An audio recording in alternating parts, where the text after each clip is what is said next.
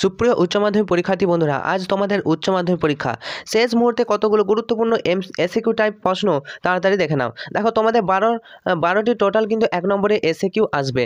প্রথম প্রশ্ন দেখো, কি জন্য হুতাশে সেদিন কতটা কাঠ কেটেছিল উৎসব?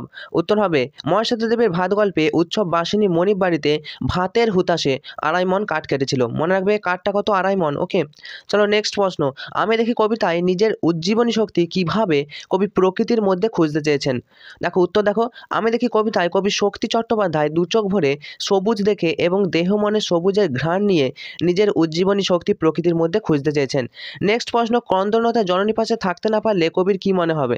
দেখো কন্দরলতা জননী পাশে থাকতে না পারলে কেন তবে লেখা, কেন গান করা, কেন তবে আঁকা আঁকি, কন্দরলতা জননী পাশে যদি না থাকি। তো এই লাইন থেকে বোঝা যাচ্ছে যে লেখালেখি করা, গান গাওয়া এবং ছবি আঁকা এসব বৃথা।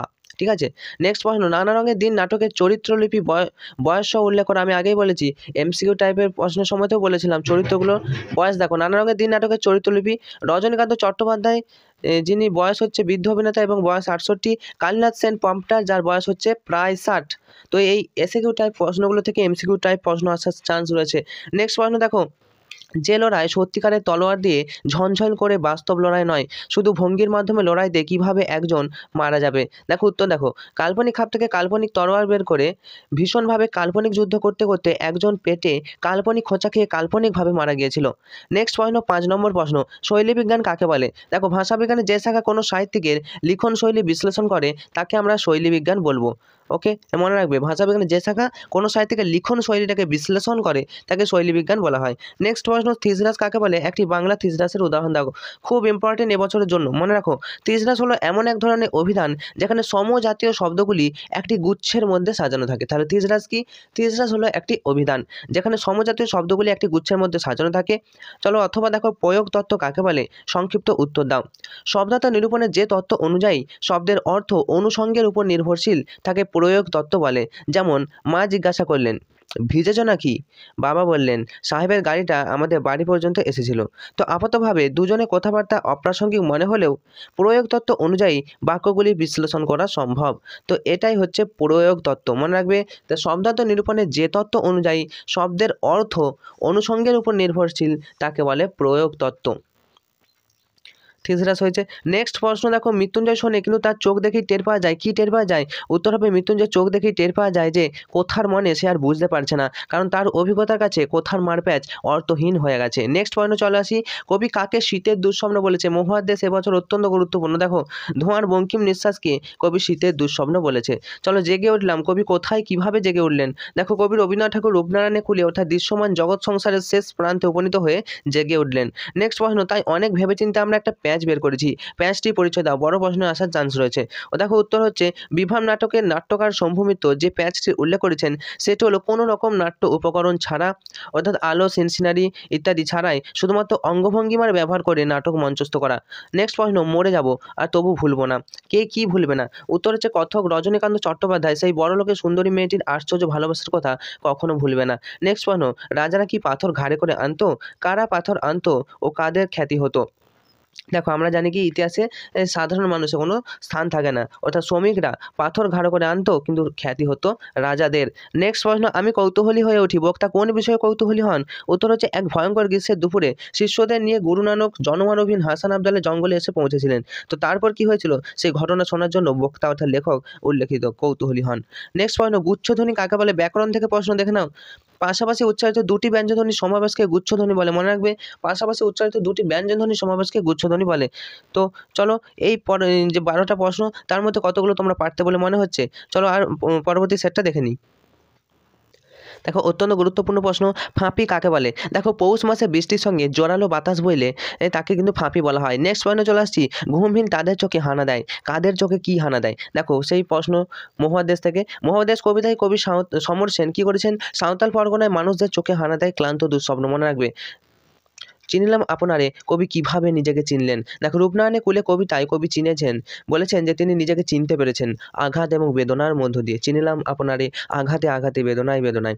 তো এই লাইনগুলো তোমরা মনে রেখো। চলো, তাতে বয়সটা ঠিক বোঝা যায় না, কার বয়স কেন বোঝা যায় না। দেখো লম্বা লম্বা চুলে প্রতিদিন হাফ সিসি করে কলপ লাগিয়ে রজনীবাবু ছেলে ছোকরাদের সঙ্গে যেভাবে ইয়ার্কি টিয়ার্কি করেন তাতে তার বয়সটা ঠিক বোঝা যায় না। চলো নেক্সট পয়েন্ট, উপসর্গ কাকে বলে? যে রূপমূল শব্দের আদিতে যুক্ত হয়ে নতুন শব্দ গঠন করে তাকে উপসর্গ বলে, যেমন প্র, প্ররা, অপ, সম এক্সেট্রা এই সমস্ত। অর্থাৎ উপসর্গ কাকে বলে? যে রূপমূলগুলো শব্দের আদিতে যুক্ত হয়ে নতুন একটা শব্দ গঠন করে, যেমন উপসর্গ ছোট থেকে পড়ে আসছে প্র, প্ররা, অপ, সম, এই শব্দ, এগুলো হচ্ছে উপসর্গ। চলো নেক্সট প্রশ্ন দেখো, সংক্ষেপিত পদ বা ক্লিপিংস কি? অত্যন্ত গুরুত্বপূর্ণ, মন দিয়ে শোনো। শব্দ গঠনের যে প্রক্রিয়ায় কোনো শব্দের অর্থ পরিবর্তন না করে সেটিকে আকারে ছোট বা সংক্ষেপিত করা হয় তাকে সংক্ষেপিত পদ বা ক্লিপিংস বলে। যেমন বড় দাদা থেকে বড়দা, অর্থাৎ কি শব্দ গঠনের প্রক্রিয়ায় কোনো শব্দের অর্থটা পরিবর্তন করা হলো না কিন্তু আকারে ছোট হয়ে গেল। যেমন বড় দাদা থেকে বড়দা, বড় দাদা যা বড়দা তাই, একই। চলো নেক্সট প্রশ্ন, চন্নুনি রে তুইও খা কোন গল্পের অংশ? চন্নুনি পরিচয় দাও। উদ্ধৃত অংশটি মহেশ্বিতা দেবীর লেখা ভাত গল্পের অংশ। চন্নুনি হলো উৎসবের মেয়ে। নেক্সট প্রশ্ন, একটি তারা এখনো আকাশে রয়েছে, তারাটিকে কবি কিসের সঙ্গে তুলনা করেছেন? দেখো শিকার কবিতায় কবি জীবনানন্দ দাশ এই তারাটিকে দুটি জিনিসের সঙ্গে তুলনা করেছিল। একটা হচ্ছে পাড়াগার কোনো বাসঘরের সব থেকে গোধূলি মন্দির মেয়েটির সঙ্গে, আর মিশরের এক রমণী তার বুকের থেকে যে মুক্তা কবির নীল মদের গ্লাসে রেখেছিল সেই মুক্তার সঙ্গে। নেক্সট প্রশ্ন, এখন যদি না থাকি বলতে কার পাশে কখন না থাকার কথা বলা হয়েছে? উত্তর, জননী যখন কন্দলতা তখন সেই জননী পাশে না থাকার কথাই বলা হয়েছে। নেক্সট প্রশ্ন, জয়তরণের ঠাসা কোন শহরকে কথা বলে? জয়তরণের ঠাসা মোহনীয় রোম বানালোকে। তো এই লাইন থেকে আমরা যদি দেখি রোম শহরের কথা বলা হয়েছে। আমি কৌতূহলী হয়ে উঠি। নেক্সট প্রশ্ন, তো কি বিষয়ে বক্তা কৌতূহলী হয়ে ওঠেন? দেখো প্রচণ্ড গ্রীষ্মের মধ্যে সশিষ্য গুরু নানক হাসান আবদালের জঙ্গলে এসে পৌঁছানোর পর কি হয়েছিল এটা শোনার জন্য বক্তা কিন্তু কৌতূহলী হয়ে ওঠে। নেক্সট প্রশ্ন, বিভাব নাটকে কাবুকি থিয়েটারের বৈশিষ্ট্য সংক্ষেপে লেখো। দেখো জাপানে কাবুকি থিয়েটারে পাত্রপাত্রীগণ অঙ্গভঙ্গিমার সাহায্যে নাটকের দৃশ্যগুলি প্রাণবন্ত করে তোলেন। অথবা নেক্সট প্রশ্ন, রজনীবাবু ভয়ে চিৎকার করে পিছিয়ে যান, কাকে কি অবস্থায় দেখে রজনীবাবু ভয় পেয়েছিলেন? উত্তর, দেখো পরনে ময়লা পাজামা, গায়ে কালো চাদর, এলোমেলো চুলে কালীনাথ সেনকে দেখে মঞ্চে প্রবেশ করতে দেখে রজনীবাবু কিন্তু ভয় পেয়েছিলেন। 12 নম্বর প্রশ্ন দেখো, ডিকশনারি শব্দটি প্রথম কোথায় কবে পাওয়া যায়? দেখো 1538 খ্রিস্টাব্দে স্যার থমাস এলিয়টের ল্যাটিন ইংরেজি অভিধানে ডিকশনারি শব্দটি কিন্তু প্রথম পাওয়া যায়। তো এই 12টার মধ্যে তোমরা সবগুলো কি পারতে? অবশ্যই কমেন্ট করে জানাও। একটু তাড়াতাড়ি বলতে হচ্ছে যাতে তোমাদের সময় নষ্ট না হয়। চলো তাড়াতাড়ি পরবর্তী সেটটা দেখে নাও। নেক্সট সেট দেখো প্রথম, সেটাই সবাইকে অবাক করেছিল। সবাই অবাক হয়েছিল কেন? দেখো এত প্রাকৃতিক দুর্যোগের মধ্যেও থুরথুরে বুড়িটা কিভাবে বেঁচে পড়তে হেঁটে আসতে পারলো সেটাই সবাইকে অবাক করেছিল। নেক্সট প্রশ্ন, স্যার উইলিয়াম জোন্স সংস্কৃত ভাষার সঙ্গে যেসব ভাষার মিল খুঁজে পেয়েছিলেন তার মধ্যে দুটি ভাষার নাম লেখো।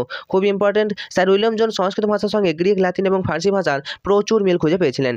নেক্সট, এমনই এলাম, একেবারে এমনই নয়, কে কোথা থেকে এসেছিলেন? দেখো বিভাব নাটকের সম্ভূমিত অমর গাঙ্গুলি বাড়িতে এসেছিলেন। নেক্সট প্রশ্ন, অথবা দিয়ে দিলুম তোকে বকশিস দিলুম, কে কাকে বকশিস দিলেন? উত্তর হচ্ছে নানা রঙের দিন নাটকে রজনীকান্ত চট্টোপাধ্যায় রামগুরুজিকে বকশিস দিয়েছিলেন। নেক্সট প্রশ্ন, বহুদিন শহরে আছি, শহর থেকে কি উপলব্ধি করেছেন কবি? দেখো বহুদিন শহর থেকে কবি উপলব্ধি করেছেন যে শহরের অসুখ হাঁ করে কেবল সবুজ খায় এবং সবুজের অনটন ঘটে। নেক্সট প্রশ্ন, কন্দলতা জননীর পাশে থাকতে না পারলে কবির কি মনে হবে? দেখো কন্দলতা জননীর পাশে থাকতে না পারলে ছবি আঁকা, লেখালেখি এবং গান গাওয়া অর্থহীন বলে কবির মনে হয়। নেক্সট প্রশ্ন, 6 নম্বর প্রশ্ন, তারা থাকতো কোন বাসায়, কাদের কথা বলা হয়েছে? দেখো যেসব শ্রমিকেরা সোনা ঝকঝকে লিমা বানিয়েছিল এখানে তাদের কথাই বলা হয়েছে। অথবা দেখো পাঞ্জা সাহেবের লোকজন খবরটা পেয়ে সবাই উত্তেজিত, খবরটা কি ছিল? দেখো ক্ষুধাহত তৃষ্ণার্ত ভারতীয়দের নিয়ে একটি ট্রেন পাঞ্জা সাহেবের উপর দিয়ে যাবে, এই খবরটি কথাই বলা হয়েছে। 7 নম্বর প্রশ্ন, মুখের মান্য বাংলায় স্বরধ্বনি ও ব্যঞ্জনধ্বনির সংখ্যা কটা? ইম্পর্টেন্ট, দেখো মুখের মান্য বাংলায় স্বরধ্বনির সংখ্যা হচ্ছে 7টি এবং ব্যঞ্জনধ্বনির সংখ্যা হচ্ছে 30টি, মনে রাখবে। চলো নেক্সট প্রশ্ন, তাহলে উৎসবের বুকে শত হাতির বল থাকতো, কি হলে এমন হতো? দেখো উৎসবের স্ত্রী সন্তান যদি বেঁচে থাকতো না তাহলে তার বুকে শত হাতির বল থাকতো, এমনটা আমরা জানতে পেরেছি। চলো নেক্সট প্রশ্ন, তারপর একদিন বুঝলে চাকরিটা ছেড়ে দিলাম, বক্তা চাকরি ছেড়ে দিয়েছিল কেন? দেখো এখানে বক্তা হলো রজনীকান্ত চট্টোপাধ্যায়, থিয়েটারে অভিনয় করার জন্য চাকরিটা ছেড়ে দিয়েছিলেন। নেক্সট প্রশ্ন, তমে ঘোড়া নেই করি চঞ্চল খবর নেই আসিবি, এই নির্দেশ কে কাকে দিয়েছিল বলে বিভাব নাটকে উল্লেখ করা হয়েছে? দেখো উড়ে দেশের যাত্রায় রাজা তার দূতকে এই নির্দেশ দিয়েছিল। নেক্সট, ঐতিহাসিক শব্দার্থ তত্ত্বের আলোচনার বিষয় কি? দেখো ঐতিহাসিক শব্দার্থ তত্ত্ব একটি ভাষার বিবর্তন নিয়ে কিন্তু আলোচনা করে, মনে রাখবে ঐতিহাসিক শব্দার্থ তত্ত্ব একটি ভাষার বিষয় নিয়ে আলোচনা করে। নেক্সট প্রশ্ন, নদীর তীক্ষ্ণ শীতল ঢেউ এসে নামলো, সে নদীতে নামলো কেন? দেখো সে অর্থাৎ সুন্দরী বাদামি হরিণটি অনিদ্রাজনিত ক্লান্তি দূর করার জন্য নিজের শরীরটাকে স্রোতের মতো একটা আবেশ দেওয়ার জন্য নদীর তীক্ষ্ণ শীতল ঢেউ নেমেছিল। নেক্সট প্রশ্ন, আমি তো দুঃখের তপস্যা এ জীবন, কবি জীবনকে দুঃখের তপস্যা বলেছেন কেন? দেখো সারা জীবন দুঃখের তপস্যা করেই সত্যের দারুণ মূল্য লাভ করা যায়, এই জন্য কবি জীবনকে দুঃখের তপস্যা বলেছেন। তো এই 12টার মধ্যে তোমরা কতগুলো পারতে বা পারবে বলে মনে হচ্ছে 3 নম্বর সেট থেকে? তো অবশ্যই করো কমেন্ট। চলো নেক্সট সেট। দেখো প্রথম প্রশ্ন, খণ্ডধ্বনি অপর নাম কি? দেখো খণ্ডধ্বনি অপর নাম হচ্ছে বিভাজ্য ধ্বনি। নেক্সট প্রশ্ন দেখো, মুন্ডমান শব্দ কাকে বলে? 2 নম্বর না এলেও 5 নম্বরে আসার চান্স রয়েছে। দেখো মুন্ডমান শব্দ কাকে বলে? 2 বা তার বেশি শব্দের আদি অক্ষর অর্থাৎ প্রথম অক্ষরগুলি নিয়ে যে শব্দ গঠিত হয় তাকে মুন্ডমান শব্দ বলে। ওকে, তাহলে 2 বা তার বেশি শব্দের প্রথম শব্দগুলি নিয়ে যে শব্দ গঠিত হয় তাকে মুন্ডমান শব্দ বলে। যেমন যেমন তোমরা বলতে পারো MCQ, multiple choice question answer question, তো এগুলো SAQ, শর্ট অ্যান্সার কোশ্চেন এরকম। নিউজ, নিউজ মানে 4টে যে দিক আছে, নর্থ, ইস্ট, ওয়েস্ট, সাউথ, তো এই 4টে দিককে একত্রে নিউজ বলা হচ্ছে। অর্থাৎ শব্দের যে প্রথমের আদি অক্ষরগুলো নিয়ে গঠিত শব্দকে কিন্তু মুন্ডমান শব্দ বলে। ওকে, নেক্সট প্রশ্ন চলে আসছে, একভাষিক ও দ্বিভাষিক অভিধান কাকে বলে? অত্যন্ত গুরুত্বপূর্ণ। যে অভিধানে একটি ভাষার শব্দকে সেই ভাষাতেই ব্যাখ্যা করা হয় তাকে বলে একভাষিক অভিধান, আর যে অভিধানে একটি ভাষার শব্দকে অন্য ভাষায় ব্যবহার করা হয় তাকে বলে দ্বিভাষিক অভিধান। নেক্সট প্রশ্ন, যখন সমুদ্র তাকে খেলো, সমুদ্র কি খেয়েছিল? দেখো সমুদ্র উপকথার আটলান্টিস নগরীকে খেয়েছিল। অথবা দেখো মার সঙ্গে তর্ক শুরু করি, কোন বিষয় নিয়ে তর্ক শুরু করি? প্রচলিত কাহিনী অনুসারে গুরু নানক গড়িয়ে পড়া একটি বিশালাকার পাথরের চাঙড় হাত দিয়ে থামিয়ে দিয়েছিলেন। অলৌকিক গল্পের গল্পকথক এই বিষয়ে তার মায়ের সঙ্গে তর্ক শুরু করেছিল। নেক্সট প্রশ্ন দেখো, বিশ্বভারতী কি পারমিশন দেবে? কিসের পারমিশন? উত্তর হবে বক্স অফিসের স্বার্থে রবীন্দ্রসঙ্গীতের উদ্ভট প্রয়োগের পারমিশনের কথাই বলা হয়েছে। নেক্সট প্রশ্ন দেখো, খুব খারাপ হচ্ছে না, কি বলো? কি খারাপ হচ্ছে না? দেখো রজনীকান্ত কালীনাথের সামনে রিজিয়া নাটক থেকে বক্তিয়ারের সংলাপ বলেন, আর এখানে রজনীকান্তের সেই অভিনয়ের কথাই বলা হয়েছে। তারপরে প্রশ্ন দেখো, এই পরে বুকে ভরসা এলো, কি পরে বুকে ভরসা এলো? রুশ দেশীয় বিখ্যাত চিত্র পরিচালক আইজেনস্টাইন জাপানে কাবুকি থিয়েটারের প্রশংসা করে অনেক কথা লিখেছিলেন, আর সেই লেখা পড়েই নাট্যকার শম্ভু মিত্রের বুকে ভরসা এলো। অথবা দেখো, সেই রাতেই জীবনে প্রথম মোক্ষম বুঝলুম, বক্তা কি বুঝেছিলেন? দেখো সেই রাতেই বক্তা অর্থাৎ রজনীকান্ত চট্টোপাধ্যায় বুঝেছিলেন যে যারা বলে নাট্য অভিনয় একটি পবিত্র শিল্প তারা সব গাধা এবং মিথ্যে কথা বলে। চলো 7 নম্বর প্রশ্ন, বহুদিন জঙ্গলে যায়নি, বহুদিন না যাওয়ার ফলে কি হয়েছে? দেখো কবি শক্তি চট্টোপাধ্যায় আক্ষেপ করে বলেছেন যে তিনি বহুদিন জঙ্গলে যাননি, কারণ তার ফলে তিনি প্রকৃতির নিবিড় সান্নিধ্য থেকে বিচ্ছিন্ন হয়ে বহুদিন শহরে রয়েছেন। নেক্সট প্রশ্ন 8 নম্বর প্রশ্ন, অলস সূর্য দেয় একে, অলস সূর্য কি এঁকে দেয়? দেখো অস্তাচলগামী অলস সূর্য সন্ধ্যার জলস্রোতে গলিত সোনার মতো উজ্জ্বল আলোর স্তম্ভ এঁকে দেয়। নেক্সট প্রশ্ন, তেমনই একটি তারা আকাশে জ্বলছে এখনো, তারাটিকে কবি কিসের সঙ্গে তুলনা করেছেন? নেক্সট প্রশ্ন দেখো, শিকার কবিতায়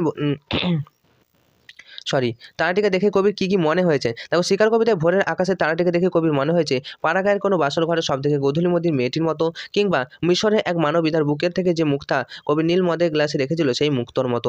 নেক্সট প্রশ্ন, কঠিন এনে ভালোবাসিলাম, কঠিনকে ভালোবাসার কারণ কি? রূপনারায়ণে কোলে কবিতায় কবি সত্যকে কঠিন বলেছেন এবং সেই কঠিনকেই কবি ভালোবেসেছেন, কারণ কখনো সে বঞ্চনা করে না।